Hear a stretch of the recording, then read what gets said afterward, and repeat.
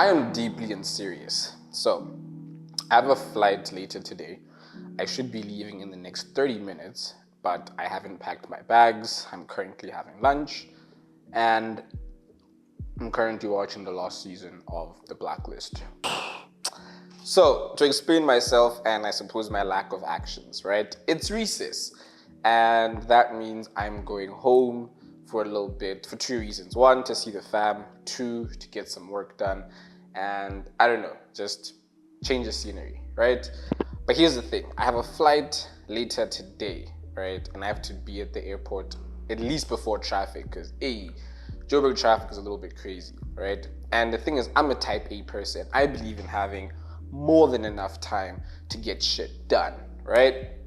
But here's the problem. For some reason, I am so relaxed right now. I am so relaxed. So the idea was, okay, so here's the thing. My flight leaves at 6, which means I should be there at around 5. So my plan was, if I leave at 3, I can leave my place and then get there before 4 o'clock, chill for a little bit, do baggage stuff, get my boarding pass. Well, I guess I'll probably get that through the app, and then chill and then wait for my boarding time, right? That's how I usually do things, because I don't like rushing, especially for that type of stuff, because everything just feels like super high stakes, right? But here's the thing, because I'm leaving the house early, I also don't feel the pressure to get done early, which kind of defeats the purpose of I wanted to leave early. So yeah, but anyway, I'm gonna finish up my lunch and then I'm gonna head to the airport. Hopefully I make it with enough time to kill. I always like chilling before my flight. It just like, I don't know, calms me down. Because you know when you're running, you have to go get your bag wrapped, then you have to go do this, and then there's this, and then you know what I mean? I hate that personally. So come with me, let's go home. More shot goes. I feel like you're up to something. Fuck that you're up to something. Scandalous. Taste my bitter heart, you know it makes you blush. Something isn't right with this happiness and the attention. You don't listen, you've been giving, you've been spending all your time on the line. Oh, yeah, yeah. You're like Novocaine, yeah.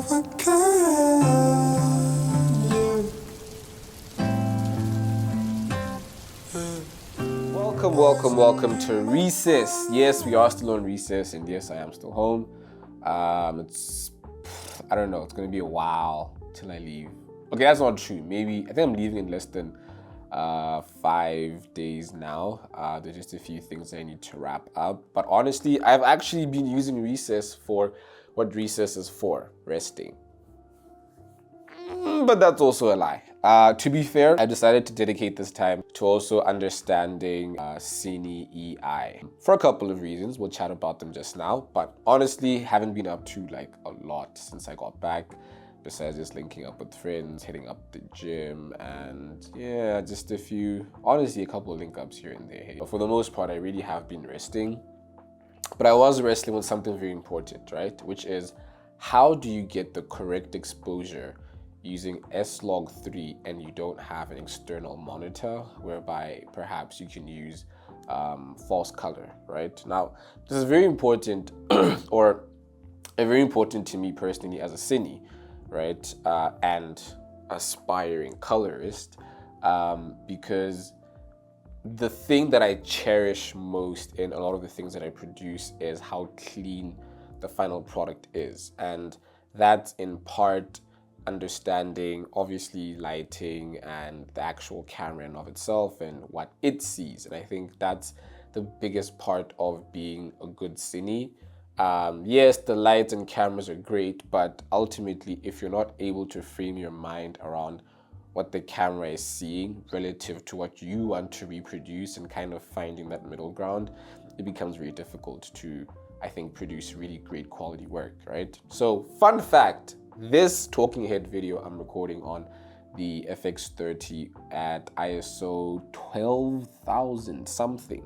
but I'm using the second native ISO. So if you're using a Sony camera or Sony Alpha camera, generally the dual native ISOs, either ISO 800 or 12,000 something. I'll put it up here. So I was actually shocked because under any circumstances, I would never have my ISO this high. So this is also kind of a bit weird and nerdy. And if I'm being honest, guys, I spent the entire night last night just researching this. I probably slept at around 12 a.m. just like trying to study freaking S-Log3 and Cine EI a little bit better, because for the most part, anytime I shot log, I would be using the flexible ISO setting instead of the Cine EI. So now it was very important for me to understand Cine EI just to see what difference it makes, how drastic it is, and if I'd actually stick with it. And the most important thing is currently a lot of the things that I shoot are run and gun. So I'd say 90% of the things that I shoot are very run and gun, and maybe 10% is actually studio type things where you get to control the lighting and all that stuff.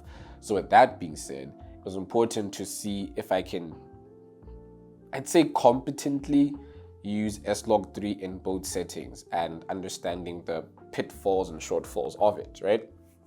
So in any case, I went down a rabbit hole trying to figure out how to expose S-Log3. Now, here are a few problems that I ran into. One, I can't get the gamma assist on while shooting log. I have to make log a picture profile, and I'm still kind of tinkering with that and kind of seeing how that sort of thing works. But yeah, I didn't quite like that. I still wanted to use the log setting. Now, granted, you can switch on your display LUT and go for a Rec 709 conversion LUT, but I don't know. I feel like figure out the exposure using the actual log profile in and of itself, because I feel like if I have a good understanding of that, as gray as it looks, then I will have better luck with it outside in the field. Because then at least I can adjust for conditions. Like if, let's say, it's super sunny and the sun's hitting my screen, I know what to do and all that. The second problem was there's no false color internally on the Sony cameras, which means that I have to rely heavily on the metering. Now with the metering, it's very important that you get it correct, right? So definitely you want to use a spot metering. That way the multimeter only picks up data from the spot that you selected. Because the other thing is, if you make it a multi-metering thing, or you pick like a large area, the camera is going to read that exposure in terms of what covers most of the frame. And you might find that you want to expose for maybe skin tones, but you have a bright window or you introduce haze, and then the multimeter gives you a different reading, which would probably be higher than it actually is. So granted, obviously when you're playing around with exposure and all of that stuff, there's a certain, I don't know, you kind of have to sacrifice one thing for the other. So you want to choose, are you exposing for your skin tone, saving your shadows, or are you exposing for your skin tones, trying to protect your highlights? There's always a sort of, I'll say, give and take or push and pull sort of thing going on there. But with the amazing 6 stops of dynamic range, particularly when you're shooting log, which is the reason you should be shooting log, you have a lot more to work with. And I am on the second native ISO setting of the camera, and I'm shooting 2 stops above what would be my normal exposure setting for one reason, right? Or maybe a couple. So reason being, countless different videos will tell you different things about how to expose for S-Log. But I think it's also very important, especially if you're considering skin tones, to think about what kind of skin tones that you're shooting. So if you're shooting more melanated skin like ours, or like mine, I'd say anywhere between 0.3, 0.7, maybe 1 full stop would be a good exposure. But this one, I'm currently at 0.1, actually 0.1. It can go up slightly to 1.3, but I'm usually about half a stop, maybe 1.5 stops above what I should be at, right? And I haven't gotten used to having that on and then using the Cine EI to bring it lower so that I kind of see what the final image is.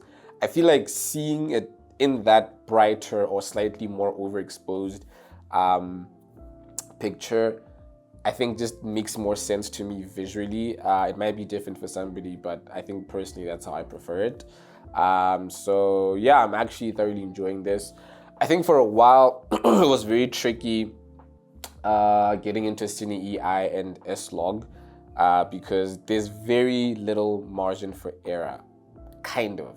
Yes, no. Like, you want to be within the realm of good exposure, and that's savable. But if you're not even within that realm of good exposure, then you might as well have not been shooting log. And I think that's the painful thing about it. And that's why it's really important to really play around with it and get used to it, right?